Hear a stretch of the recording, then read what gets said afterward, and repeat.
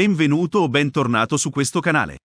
In questo video verrà trattato come e che conseguenze potrebbe avere la guerra nello spazio, in quanto nel panorama internazionale di oggi, la possibilità di una guerra spaziale non è più un'ipotesi remota ma una realtà emergente.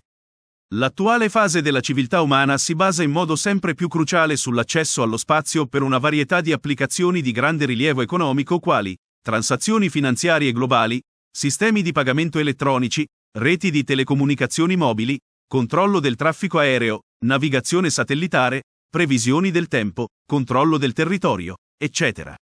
Tutto dipende da infrastrutture nello spazio. Il superamento di barriere tecnologiche e la diminuzione dei costi consentono ad un numero crescente di paesi e di aziende commerciali di partecipare alla costruzione e lancio di satelliti, all'esplorazione dello spazio e al volo spaziale umano. Proprio per l'importanza delle nuove opportunità create dai servizi forniti dallo spazio, i progressi nella tecnologia spaziale hanno creato anche nuovi rischi, vulnerabilità e potenziali minacce. Vari governi stanno sviluppando mezzi che minacciano la capacità di altri paesi di utilizzare lo spazio, anche perché questa capacità ha un doppio uso, sia civile che militare. Ciò comporta che la difesa delle proprie risorse spaziali diventa di cruciale importanza per ogni paese, come, e forse più, della difesa della stessa integrità territoriale. La principale motivazione della militarizzazione dello spazio viene comunque dalle specifiche esigenze militari. Le risorse spaziali sono assolutamente centrali in molte operazioni militari, tra cui allarmi missilistici, geolocalizzazione e navigazione, identificazione dei bersagli e tracciamento delle attività avversarie. Di fatto ogni attività militare difensiva o offensiva, nucleare o convenzionale è oggi impensabile senza il supporto di dispositivi orbitanti pienamente efficienti. Un fattore chiave nella proliferazione di tecnologie spaziali militari offensivi è il maggior uso dello spazio in guerre convenzionali. Per gran parte della guerra fredda, lo spazio era praticamente limitato a un ruolo strategico, raccolta di informazioni sulle forze nucleari, controllo del rispetto dei trattati sul controllo degli armamenti e segnalazione di potenziali attacchi nucleari. Di fatto gli apparati spaziali mantenevano un ruolo stabilizzatore nel confronto strategico tra superpotenze e come tali erano protetti nei trattati bilaterali. Ma, a partire dalla prima guerra del Golfo, nel 1990, che ha visto l'utilizzo dello spazio come asset militare strategico. La prima guerra del Golfo ha infatti dimostrato come lo spazio, cioè i satelliti in orbita, giochino un ruolo fondamentale in tutti i futuri conflitti combattuti da quel momento storico in poi. Basti pensare che la tecnologia di geolocalizzazione GPS, gli ordigni guidati a distanza, e le informazioni in tempo reale, utilizzate dalle forze militari per muovere ingenti numeri di mezzi e uomini, sono per la maggior parte ascrivibili a dati acquisiti da satelliti. Dagli anni 90 ad oggi, l'avanzamento tecnologico in campo spaziale ha subito un radicale cambiamento soprattutto con riferimento alla dimensione dei satelliti stessi. Il lavoro di miniaturizzazione, combinato all'utilizzo di materiali innovativi, che hanno garantito una significativa diminuzione del peso, permettono oggi un minor dispendio di spazio e risorse per il lancio in orbita rispetto ai decenni passati. Tutto questo permette quindi sempre a più attori, pubblici e privati, di inviare nell'atmosfera i loro asset. Gli apparati spaziali hanno trovato nuovi e crescenti ruoli nel diretto supporto alle varie forme di guerra convenzionale, fornendo vantaggi operativi e tattici alle forze combattenti. I principali ruoli militari dei sistemi spaziali sono comunicazioni su tutto il pianeta e ad ampio raggio di audio, video, internet a banda larga, servizi di trasferimento dati e di telefonia mobile, sistemi di informazione, sorveglianza e riconoscimento ottico, radar ed elettronico, oltre a ricognizioni di specifici luoghi terrestri, marini e dell'atmosfera. Questi sistemi militari forniscono supporto a una varietà di operazioni, mettendo a disposizione informazioni sulle attività degli avversari, e non solo, incluse quelle missilistiche, sulle caratteristiche e disposizione delle forze armate, valutazioni dei danni prodotti in battaglia e verifica degli effetti di operazioni antimissili balistici, allarme tempestivo di lanci di missili mediante sensori sensibili all'infrarosso. La rivelazione satellitare del lancio permette a sistemi radar terrestri di analizzare le caratteristiche del missile e la sua traiettoria per poter implementare risposte operative difensive o aggressive. Rilevazione di eventuali esplosioni nucleari atmosferiche, mediante osservazione dello speciale doppio impulso luminoso rilasciato dall'esplosione stessa, sistemi di posizionamento, navigazione e temporizzazione, costellazioni di satelliti per la navigazione permettono ai mezzi militari di terra, cielo e mare e dai singoli soldati di conoscere la loro posizione e velocità in ogni istante e dovunque. Questi sistemi permettono l'impiego delle cosiddette armi intelligenti e dai missili cruise di raggiungere i loro obiettivi con precisione. Combinati con i sistemi di comunicazione, garantiscono l'impiego da remoto di droni e sono essenziali per i programmi di gestione integrata del campo di battaglia.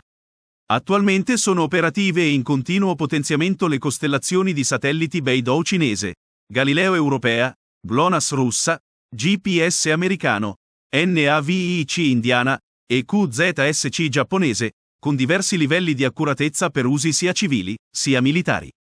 Le orbite satellitari possono essere vicine alla Terra, dette LEO, fino a 2000 km di altitudine, per sistemi di comunicazione e informazione, sorveglianza e riconoscimento ottici, di media altezza, dette MEO, da 2000 a 35.000 km, per comunicazione e sistemi di posizionamento, navigazione e temporizzazione, orbite fortemente ellittiche, dette HEO, inclinate di 63 gradi rispetto all'equatore con apogeo a 39.000 km e perigeo a meno di 1.000 km utilizzate per comunicazioni, sistemi di informazione, sorveglianza e riconoscimento ottici, ed allarmi missilistici, orbite geostazionarie, dette GEO, collocate a 35.786 km d'altezza in modo che il loro periodo orbitale sia esattamente di un giorno e i satelliti appaiano dalla Terra in una posizione fissa nello spazio. Anche i satelliti GEO sono impiegati per comunicazioni, sistemi di informazione ed allarmi missilistici. Esistono poi missioni segrete, come quelle del velivolo orbitale, senza pilota, americano X-37, che dopo alcuni mesi in una LEO rientra autonomamente a terra. L'ultima missione nota si è conclusa il 27 ottobre 2019, dopo 780 giorni in orbita. La stessa cosa ha fatto lo spazio-plano cinese Shenlong che ha compiuto una missione autonoma di 276 giorni nel 2022. L'operatività dei sistemi spaziali militari richiede una specifica architettura di comando e controllo satellitare. Il centro di controllo utilizza il collegamento verso il veicolo spaziale per fornire comandi e ricevere i dati inviati dal veicolo a una stazione di terra che ha le necessarie antenne, riceventi e ritrasmettenti. Alcune costellazioni satellitari utilizzano satelliti a relè, che consentono la comunicazione tra satelliti al di fuori dell'area di ricezione di una stazione di terra. Qualsiasi componente dell'architettura è vulnerabile agli attacchi, che vanno dalle vulnerabilità fisiche di un sito di terra alla guerra elettronica che interrompe la connessione tra i veicoli spaziali e l'operatore. Per lo stretto legame tra capacità spaziali e guerra nucleare, USA e Unione Sovietica durante la Guerra Fredda hanno sviluppato e testato capacità antisatellite, finalizzate essenzialmente a creare una forma di deterrenza contro attacchi reali ai cruciali sistemi spaziali. La nuova dimensione tattica delle potenzialità spaziali ha aumentato gli incentivi per i vari paesi a sviluppare armi antisistemi spaziali, dette ASAT, al fine di confondere, interrompere, negare, degradare o distruggere i satelliti degli altri paesi, con un enorme sviluppo di programmi per un diretto confronto nello spazio, inclusa la creazione di vere armi spaziali. Va anche osservato che l'uso diffuso di armi antisatellite comporta potenziali ripercussioni globali ben oltre i fini militari, in quanto enormi parti dell'economia globale e della società dipendono sempre più dalle applicazioni spaziali. I singoli satelliti e globalmente l'architettura di comando e controllo possono venir colpiti con una varietà di mezzi, con una gravità crescente, da danni reversibili o riparabili, fino alla completa distruzione fisica, a seconda del tipo di arma e della modalità di impiego. Le armi antisatellite variano in base al tipo di effetti che creano e dal livello di complessità tecnologica e di risorse necessarie per svilupparle e per porle in campo. Differiscono anche nel modo in cui sono impiegate e nella difficoltà di rilevarle e attribuirne l'origine. In ordine di intensità crescente si possono distinguere 6 classi: attacchi elettronici, per interferire con le funzioni di trasmissione e ricezione delle comunicazioni, degradando, disturbando e mistificando i segnali; attacchi cibernetici, sia direttamente sugli oggetti nello spazio, sia sulle infrastrutture terrestri attraverso la rete dati ed il software. Attacchi energetici diretti, mediante laser, microonde o impulsi elettromagnetici per accecare, abbagliare o danneggiare apparecchiature sensibili nello spazio o a terra, possono essere lanciati da piattaforme terrestri, aeree, navali o spaziali, sistemi orbitali con la capacità di incontrare, interagire fisicamente o colpire oggetti spaziali per danneggiare o spostare i bersagli da un'orbita stabile, possono restare dormienti per tempi molto lunghi prima di venire attivati; armi antisatellite cinetici, che possono distruggere oggetti spaziali o elementi terrestri attraverso impatti ad alta velocità o esplosioni vicino al bersaglio, richiedono tipicamente un attacco missilistico in orbita, possono creare enormi quantità di frammenti, che possono danneggiare anche i propri satelliti, detonazioni nucleari, con effetti elettromagnetici e radioattivi distruttivi sui veicoli orbitanti in un ampio raggio. Armi di tutte le 6 classi sono state sviluppate e testate da vari paesi. In tempi recenti si sta dando alta priorità alle armi antisatellite cibernetici, con cui si può anche prendere il completo controllo del bersaglio ed alterare le comunicazioni e la navigazione delle forze avversarie. Queste armi sono più economiche dei metodi fisici, non creano rottami nello spazio, non rivelano l'attaccante, evitando così ritorsioni. Inoltre possono evitare l'immediato riconoscimento dei danni e quindi una possibile riparazione o presa di contromisure da parte dell'avversario. Lo spazio sta conquistando un ruolo centrale nei programmi militari dei maggiori paesi e per il suo controllo vengono ristrutturate le stesse forze armate e la dottrina militare. La Russia è stato il primo paese a riorganizzare le proprie forze spaziali militari. Nel 2015 l'aeronautica russa e le forze di difesa aerospaziale furono unite in una nuova forza aerospaziale, la VKS, che sta per Forza Aerospaziale Russa.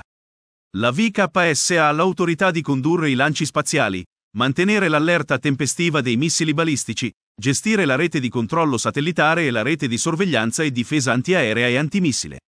Secondo il ministro della difesa russo Sergei Shoigu, la mossa è stata motivata dal riconoscimento di uno spostamento del centro di gravità del confronto militare verso il teatro aerospaziale. Nel libro bianco cinese sulla difesa, nella nuova era, luglio 2019, viene annunciata la creazione della Forza di Supporto Strategico PLASSF, per lo sviluppo di capacità per i nuovi campi di guerra, informatici, cibernetici, spaziali, della sicurezza informatica e per l'integrazione delle nuove tecnologie per obiettivi strategici. Comprende forze di supporto per la gestione del campo di battaglia, per informazioni, comunicazioni, sicurezza delle informazioni e test di nuove tecnologie.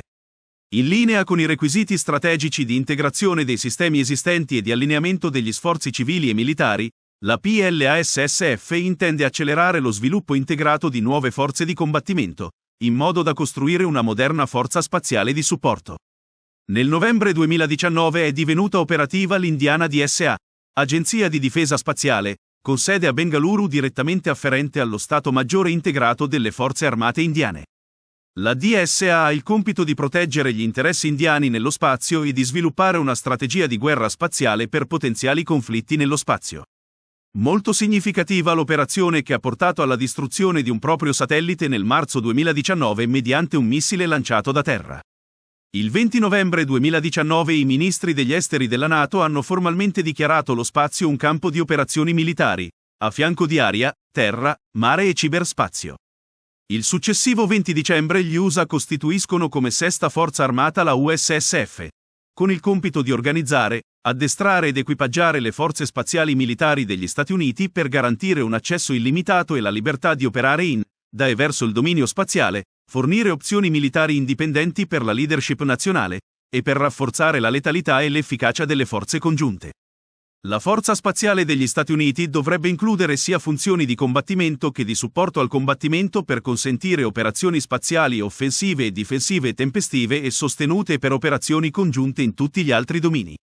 Il 31 marzo 2020 è iniziato il trasferimento di 23 missioni con le relative strutture operative dal Dipartimento dell'Aeronautica all'USSF. Il 9 gennaio 2020, il ministro della difesa francese ha creato e organizzato il CDE, nell'ambito delle Forze Armate dell'Aria, che diviene Forza Armata dell'Aria e dello Spazio, a sottolineare quanto lo spazio sia cruciale per le operazioni delle Forze Armate francesi.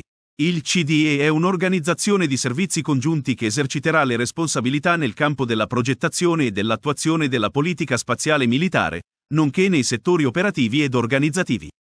Le linee principali della strategia spaziale francese mirano a rafforzare le capacità di supporto spaziale per operazioni delle forze congiunte, migliorare la consapevolezza della situazione spaziale e ad essere pronti a condurre operazioni militari nello spazio. Anche paesi come il Regno Unito, il Giappone, la Corea del Nord, Israele e l'Iran stanno prestando particolare attenzione ai sistemi di armi antisatellite e anti-antisatellite. Tutto questo per l'inadeguatezza della giurisdizione internazionale. Tra gli elementi caratterizzanti la narrativa di fantascienza e successivamente rappresentati sul grande e piccolo schermo in innumerevoli serie TV e film, i combattimenti nello spazio sono sempre stati visti come un qualcosa di molto lontano dalla vita reale, come un intrattenimento, non realizzabile nel breve futuro. Tuttavia, l'accelerazione della corsa allo spazio iniziata nell'ultimo decennio, che vede come protagonisti sia stati che società private, ha dimostrato come esista una enorme lacuna normativa nel campo del diritto spaziale, non solo con riguardo al settore commerciale, basti pensare ad esempio all'occupazione di orbite da parte di satelliti o alla potenziale privatizzazione delle orbite stesse, vedi la flotta Starlink della SpaceX di Elon Musk, ma anche in campo militare, ovvero con riferimento a possibili azioni ostili, compiute da organizzazioni militari e non, e dunque a vere e proprie aggressioni svolte nello spazio o nei pressi di satelliti artificiali, che potrebbero generare ripercussioni sulla vita di tutti i giorni. Il punto di partenza in campo della legislazione internazionale è la Declaration of Legal Principles Governing the Activities of States in the Exploration and Uses of Outer Space del 1963, che afferma: tutte le esplorazioni spaziali devono essere compiute con buone intenzioni ed essere ugualmente aperte a tutti gli stati che rispettano la legislazione internazionale. Nessuna nazione può proclamare proprietà dello spazio esterno e di qualsiasi corpo celeste. Nello stesso anno si raggiunse un fondamentale accordo per la proibizione di armi nucleari nello spazio, il Treaty Banning Nuclear Weapon Test in the Atmosphere, in Outer Space, and Underwater, Partial Test Ban Treaty. L'interruzione delle esplosioni nello spazio ha appunto impedito lo sviluppo di armi speciali deputate a massimizzare l'impulso elettromagnetico nucleare al fine di distruggere le strutture di comunicazione, comando e controllo del nemico, danneggiando calcolatori, apparecchiature elettroniche ed elettriche e la rete elettrica, oltre che disturbando ampiamente i segnali radio e radar. In seguito, il COPUOS delle Nazioni Unite portò a termine fra il 1967 e il 1979 quello che costituisce tuttora la totalità della giurisdizione spaziale. Il principale documento è il Treaty on Principles Governing the Activities of States in the Exploration and Use of Outer Space, including the Moon and Other Celestial Bodies, lo Outer Space Treaty, del 1967. Il trattato impedisce ogni forma di colonizzazione della Luna ed altri corpi celesti, che dichiara aperti a tutta l'umanità e utilizzabili solo a scopi pacifici, impone la diffusione delle informazioni raccolte nell'esplorazione spaziale, precisa forme di assistenza, collaborazione e protezione degli astronauti e responsabilità delle spedizioni. In particolare l'articolo IV limita le attività militari in orbita, sulla Luna, su altri corpi celesti ed in stazioni spaziali, proibisce la collocazione di armi nucleari o altre armi di distruzione di massa nello spazio, vieta l'installazione di basi militari o fortificazioni, l'esecuzione di test di ogni tipo d'arma e la conduzione di manovre militari nello spazio. Attualmente ha 111 aderenti. Dei paesi significativi, manca l'Iran. Il Trattato dello Spazio Esterno ha avuto come significativo impatto sullo sviluppo militare, la proibizione dell'FOBS, sviluppato dall'URSS negli anni 60 per far compiere alle ogive nucleari una traiettoria non balistica ma su una porzione di orbita depressa in modo da poter colpire gli obiettivi nemici da direzioni imprevedibili. Un altro programma interrotto è il progetto americano Horizon, dal 1959 al 1967, per una base missilistica nucleare permanente sulla Luna, creando una forza di reazione inattaccabile contro gli avversari terrestri e assicurando di fatto l'appropriazione americana della Luna. Negli anni successivi vennero messe a punto convenzioni per precisare e rendere operativi punti specifici del Trattato sullo spazio esterno.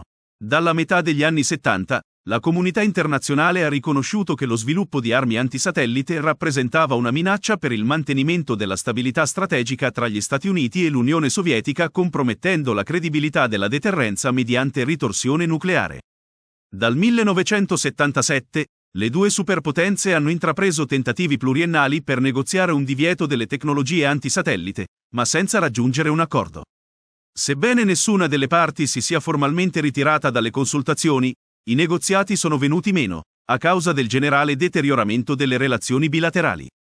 La conferenza sul disarmo ha ripetutamente tentato sin dagli anni '80 di avviare negoziati su un accordo per la prevenzione di una corsa agli armamenti nello spazio, con l'obiettivo centrale di creare uno strumento giuridicamente vincolante per vietare armi nello spazio. Tuttavia, l'incapacità della conferenza sul disarmo di concordare un programma di lavoro ha impedito qualsiasi progresso verso questo obiettivo. Nel 2008 e 2014 la Cina e la Federazione Russa hanno proposto un trattato sulla prevenzione del posizionamento di armi nello spazio e della minaccia o l'uso della forza contro gli oggetti spaziali, incontrando la resistenza degli Stati Uniti e di suoi alleati per la mancanza di un meccanismo di verifica. Ogni anno il primo comitato dell'Assemblea Generale dell'ONU affronta il problema della prevenzione di una corsa agli armamenti nello spazio e delibera risoluzioni a maggioranza, che tuttavia non diventano operative perché non hanno l'assenso delle superpotenze. Nei lavori del 2019, 3 risoluzioni proposte dalla Russia hanno trovato l'opposizione di Israele e degli Stati Uniti e l'astensione di gran parte dei loro alleati. Nel 2017 l'Assemblea Generale ha istituito un gruppo di esperti governativi per esaminare e formulare raccomandazioni per uno strumento internazionale giuridicamente vincolante sulla prevenzione di una corsa agli armamenti nello spazio e del posizionamento di armi nello spazio. Sebbene il gruppo abbia tenuto discussioni approfondite sulla questione, alla fine non è stato in grado di raggiungere il consenso su un accordo sostanziale. Si deve prendere atto che mentre la composizione dell'ambiente spaziale è profondamente mutata negli ultimi decenni ed i rischi di un'aperta competizione militare sono enormemente aumentati, lo sviluppo di un'adeguata giurisdizione spaziale in termini di accordi internazionali non ha avuto luogo. Né ci sono motivi di speranza. E questo è un grosso problema in quanto la maggior parte delle tecnologie satellitari per un utilizzo legittimo e non bellico potrebbe essere impiegata per danneggiare un satellite nemico, per esempio, attraverso un errore di manovra, ed il tutto potrebbe essere fatto passare per un incidente. Ma vale anche il caso opposto. Un genuino incidente, in un contesto orbitale tanto affollato, potrebbe scatenare un pandemonio. Soprattutto, se le tensioni politiche quaggiù restano alle stelle. La creazione in Occidente di coalizioni spaziali, esclusive, getta i prodromi per un'alleanza transatlantica spaziale. Sono soprattutto gli accordi di Artemis, annunciati dall'amministrazione Trump, ad impensierire Russia e Cina. Un partenariato non vincolante che stabilisce le direttrici per avviare operazioni estrattive sulla Luna. In cui è previsto la creazione di controverse, zone di sicurezza, che dà ai firmatari il monopolio su porzioni di superficie lunare, che le altre nazioni non possono varcare per motivi di sicurezza. I paesi che hanno aderito ad Artemide sono 27, 4, Romania, Colombia, Bahrain e Singapore, si sono aggiunti dopo l'inizio della guerra in Ucraina. Escluse dall'iniziativa, Pechino e Mosca hanno replicato annunciando un programma congiunto di costruzione di una stazione di ricerca lunare internazionale permanente entro il 2035, un progetto concorrenziale, dichiaratamente inclusivo e aperto a tutti. Specie a chi mal tollera le consorterie e gli out-out statunitensi. A rendere la faccenda ancora più complicata è l'arrivo delle compagnie private come appunto SpaceX di Elon Musk, con il rischio che siano gli imprenditori a scrivere le leggi. Insomma, i vuoti normativi sono parecchi, come l'assenza di una legge comune sulle assicurazioni per le attività spaziali. Se una navicella di uno Stato o privata cade su un centro abitato, a chi spetta pagare i danni? C'è poi il tema della difesa. Per esempio i satelliti Starlink forniti da Musk all'Ucraina potrebbero essere considerati dalle forze russe bersagli legittimi nella guerra in corso tra Russia ed Ucraina, la protezione della proprietà intellettuale e i diritti sui beni immobili, dato che si parlerebbe di appezzamenti di suolo lunare o marziano. Tutte questioni che potrebbero aprire nuovi conflitti armati, ma non sulla Luna o Marte ma sulla Terra. Quindi nella presente fase, stiamo passando alla militarizzazione dello spazio, cioè ad un effettivo schieramento di armi nello spazio e molti osservatori ritengono che sta diventando sempre più possibile un conflitto nello spazio prima, o forse invece, di un conflitto terrestre, marino o aereo. Un conflitto nello spazio influenzerebbe tutte le infrastrutture che orbitano attorno alla Terra. Tutte, oltre ai sistemi terrestri che le supportano, comprese le piattaforme di lancio dei razzi e le grandi stazioni radar. Gli aerei verrebbero accecati, le navi si perderebbero in mare. Ci sarebbe caos nelle città e le comunità remote verrebbero tagliate fuori dal mondo. I servizi che diamo per scontati nella vita di tutti i giorni, come le previsioni del tempo o l'uso dei navigatori satellitari nelle auto, potrebbero essere interrotti. La sfida per la comunità internazionale sarà quindi quella di bilanciare la sicurezza nazionale con la stabilità globale. Servirà garantire che lo spazio rimanga una frontiera di esplorazione e cooperazione, non di conflitto. E speriamo bene. Perché l'ultima cosa che ci serve, dopo il fatto di portarci dietro la guerra terrestre, è trascinarla anche nello spazio. Questo è tutto. Spero che il video ti sia piaciuto e che tu l'abbia trovato interessante. In questo caso lascia un like e se non sei iscritto, iscriviti al canale, A te non costa nulla, ma per me è un aiuto per continuare e migliorare i contenuti del canale.